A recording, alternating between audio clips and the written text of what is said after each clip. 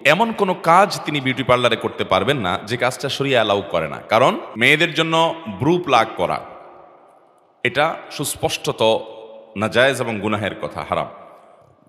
নবী করিম সাল্লাল্লাহু আলাইহি সাল্লাম তার হাদিসে পরিষ্কারভাবে এই ব্রু প্লাগ এবং এই জাতীয় কর্মকাণ্ড করতে নিষেধাজ্ঞা আরোপ করেছেন। এজন্য ফোকা একরাম ব্রু প্লাগ করাকে নাজায়েজ এবং গুনাহের কথা বলেছেন। বিধায় একজন বিউটি পার্লারে কর্মরত কোনো নারী তিনি সেখানে থেকে বৈধ যে কাজগুলো আছে সেগুলো তিনি করতেই পারবেন। শরিয়া দৃষ্টিকোণ থেকে যেগুলো বৈধ সেগুলো তিনি করতে পারেন।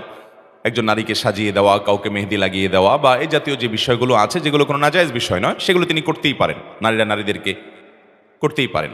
কিন্তু এমন কোনো কাজ তিনি বিউটি পার্লারে করতে পারবেন না যে কাজটা শরিয়া অ্যালাউ করে না। কারণ তিনি নিজে অন্য কাউকে যখন এই কাজটা করে দিচ্ছেন, ব্রু প্লাগ করে দিচ্ছেন, তখন তিনি নিজে একটা গুনাহের কাজে সহায়কের ভূমিকায় পালন করছেন।